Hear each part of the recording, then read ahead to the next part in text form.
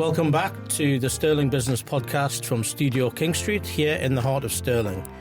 Today we have Victoria MacDonald here to talk about her business and her fundraising activities. So welcome to the studio, Victoria. How are you? Thanks for having me on today.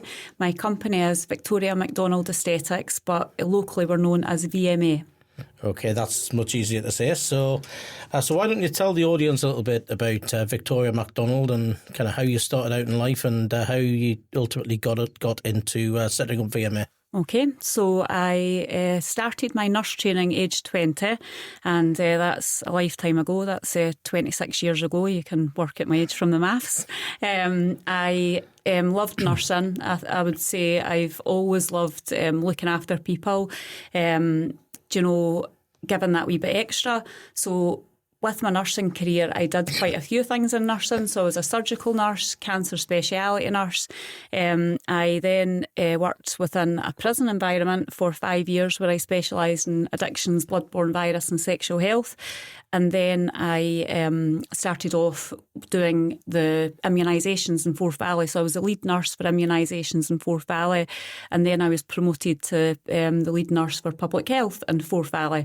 So that's where I ultimately left that post. But I only left the NHS 3 years ago.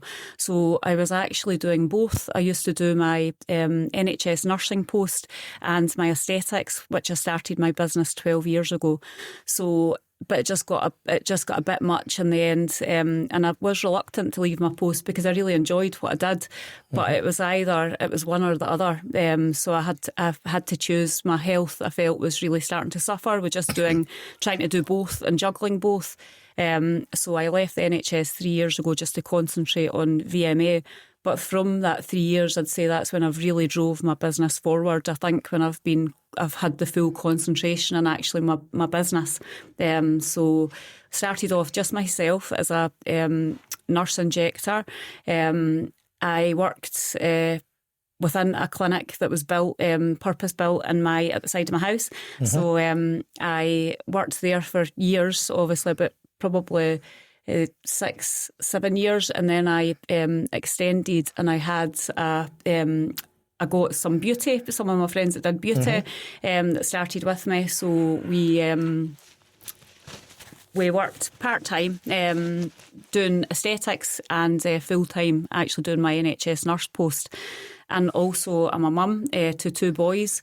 They're getting a lot older now, but I was a single parent as well for years. So I used to juggle all of those things. God, very busy lady. I don't know how you fit it all in. So I was. Yeah, I mean, the fact that you were a practicing nurse whilst you were kind of setting up this business, fair dues. I mean, that and kind of running a young family, so that's no mean feat. So, so how many staff do you employ then at Victoria MacDonald Aesthetics? So we've got 13 of us who is employed. I've got a podiatrist with us who works once a week, every Tuesday. Yasmin's in. We have another 3 registered nurses that work with us as well. We have hair and beauty that we've just extended into, and we have a semi-permanent tattoo artist as well and a piercer. Oh, wow. So pretty much a full service based on whatever.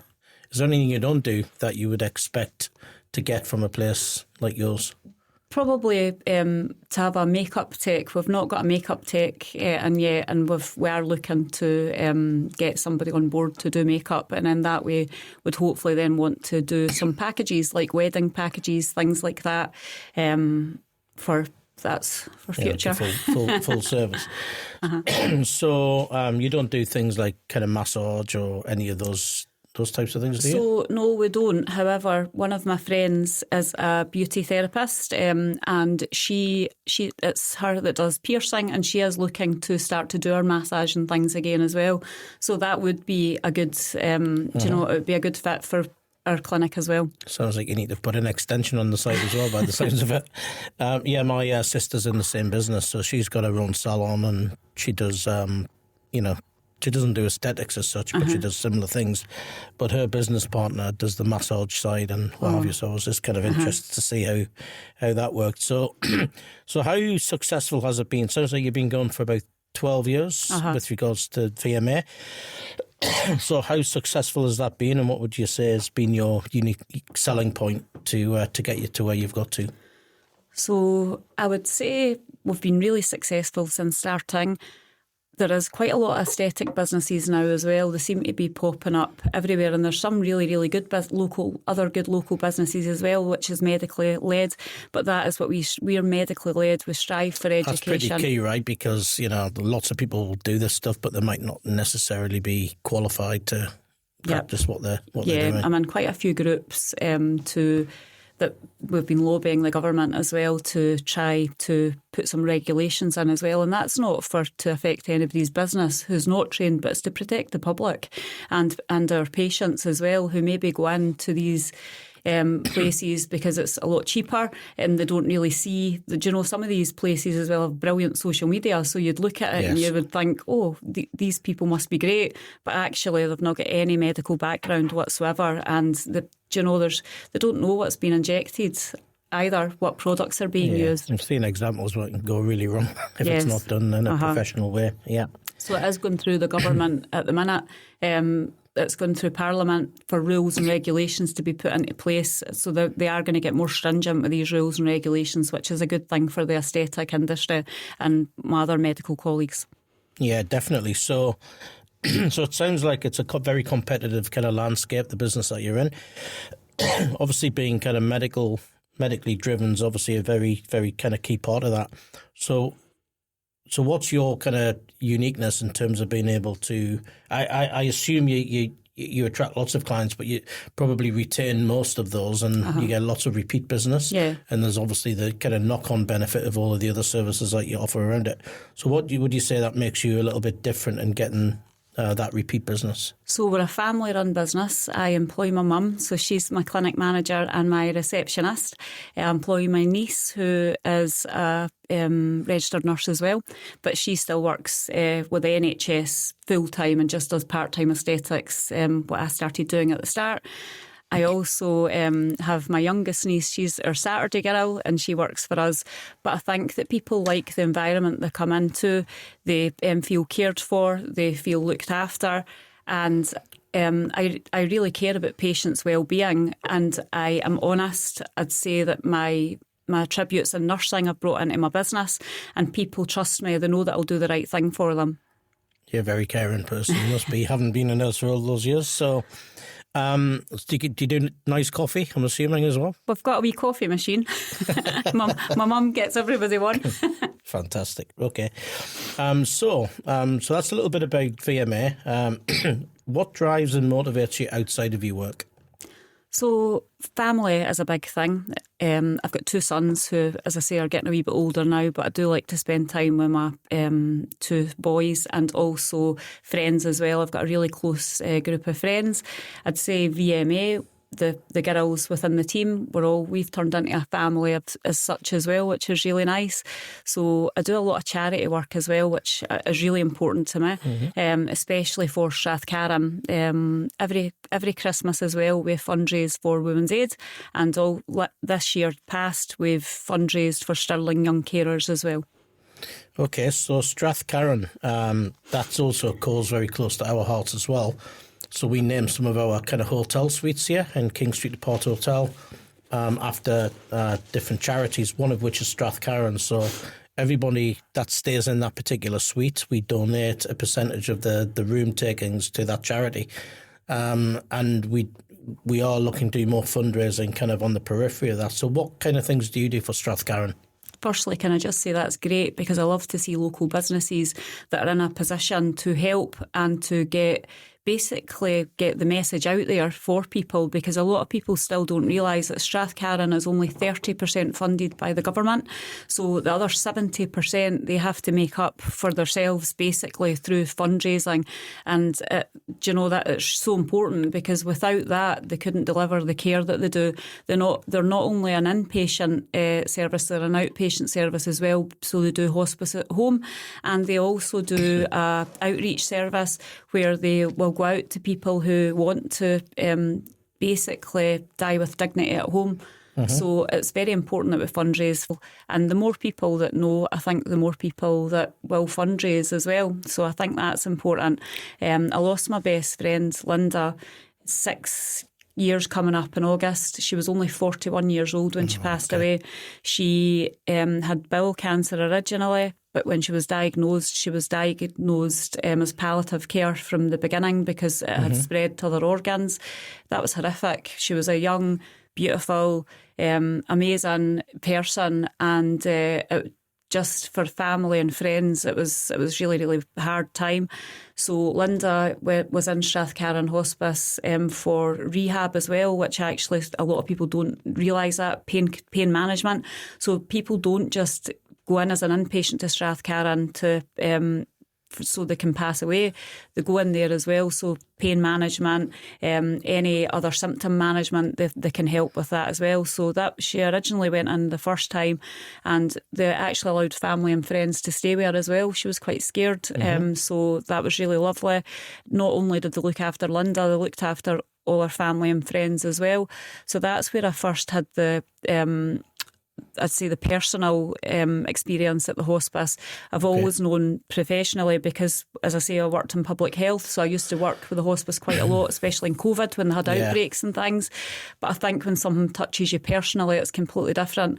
So I then decided when Linda sadly passed away, that I wanted to do something in her memory. So I always have big posters of Linda up everywhere when we do the fundraising, because I think it's, do you know, it helps me. It helps me in my, I'd say in the kind of grief process, that I'm doing something nice for Linda in Linda's name to be remembered. No, that's a lovely story. So what types of things do you do with regards to your fundraising then? Well, so... What are the crazy things you've done? A year and a half ago, I walked part of the Great Wall of China. Okay, wasn't expecting that. It was just completely random. I wanted to do something big for Strathcarron. I had been doing things before that, for instance, not wanting any birthday presents and asking people, sending the link and saying, can you send Strathcarron the money that you spend on me for my birthday? I had been I'd done a abseil actually off the Forth Road Bridge. That was when Linda was still here. Our family and friends did that, and we made a lot of money for Strathcarron doing that. So I continued to do things for Strathcarron through my business as well.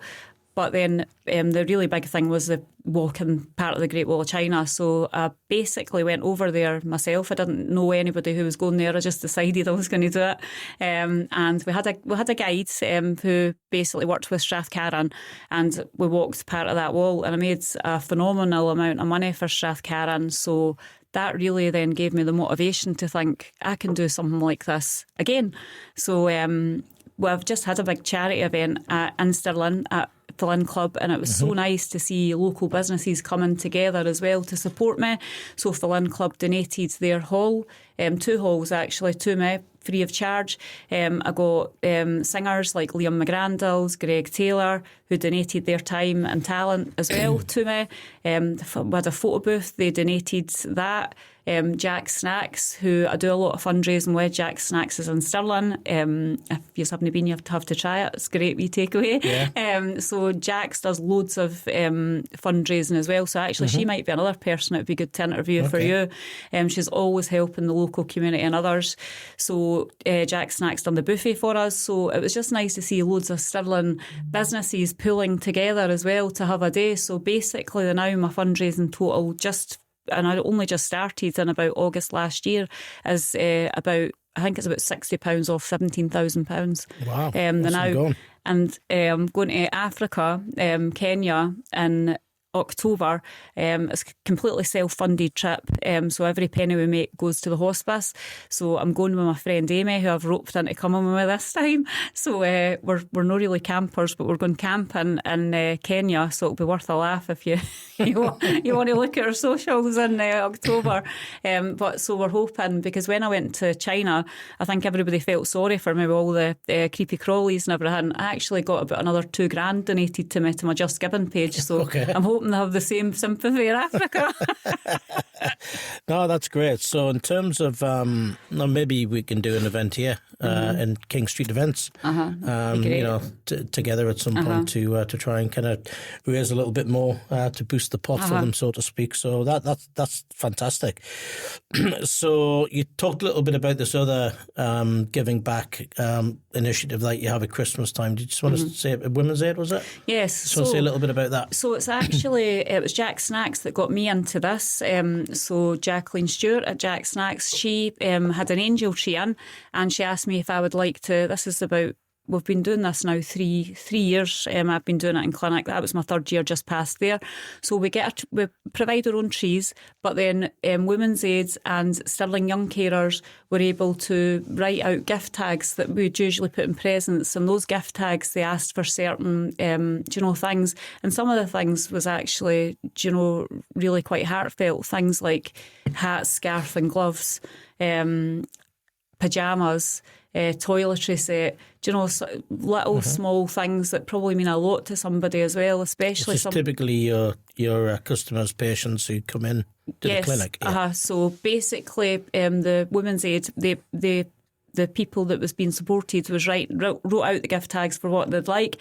We put them on our trees, and patients who came into VMA would take one of these tags, they'd go away and buy the present and they'd bring it back to us, and then we would donate all of this at Christmas. So this is something we do every Christmas now, because every little helps. Great.